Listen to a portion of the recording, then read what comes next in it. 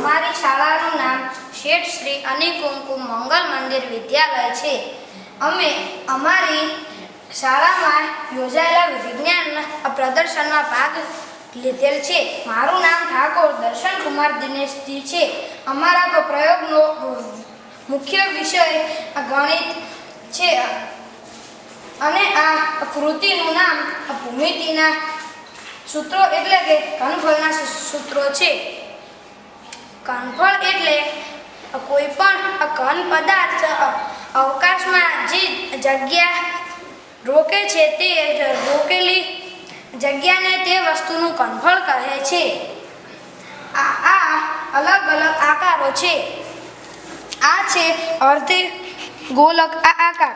અર્ધ ગોલકનું ઘનફળ જાણવાનું સૂત્ર છે 2/3 પાઈ સ્મોલ r નો ઘન એટલે કે 2/3 પાઈની કિંમત 22/7 અથવા તો 3.14 લઈ શકાય છે અને આ સ્મોલ r એટલે કે નાની ત્રિજ્યા। આ છે ગોલક। ગોલકનું ઘનફળ માટેનું સૂત્ર છે 4/3 પાઈ r નો ઘન એટલે કે 4/3 22/7 અથવા તો 3.14 અને નાની ત્રિજ્યાનો ઘન। આ છે શંકુ। શંકુનું ઘનફળ જાણવાનું સૂત્ર છે 1/3 પાઈ r નો વર્ગ h એટલે કે 1/3 22/7 અથવા તો 3.14 નાની ત્રિજ્યાનો વર્ગ અને હાઈટ એટલે કે ઊંચાઈ।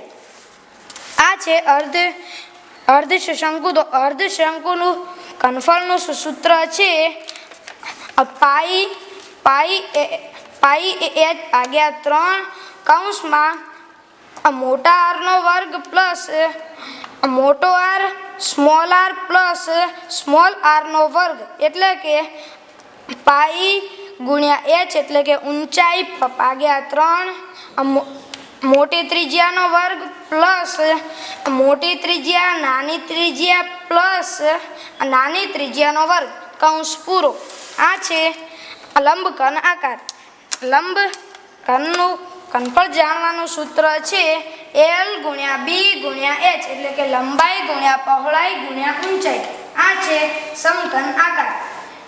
સમઘનનું ઘનફળ જાણવાનું સૂત્ર છે a નો ઘન એટલે કે a ની 3 ઘાત અથવા તો આપણે a લઈ શકીએ છીએ।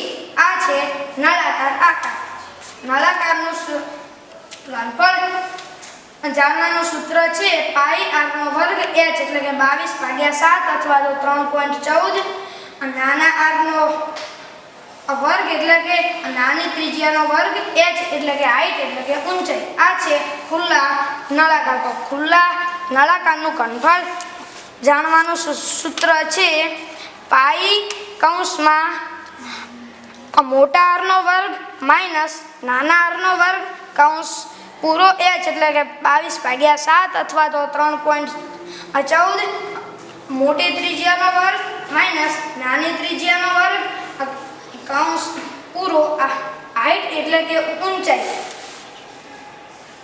બસ।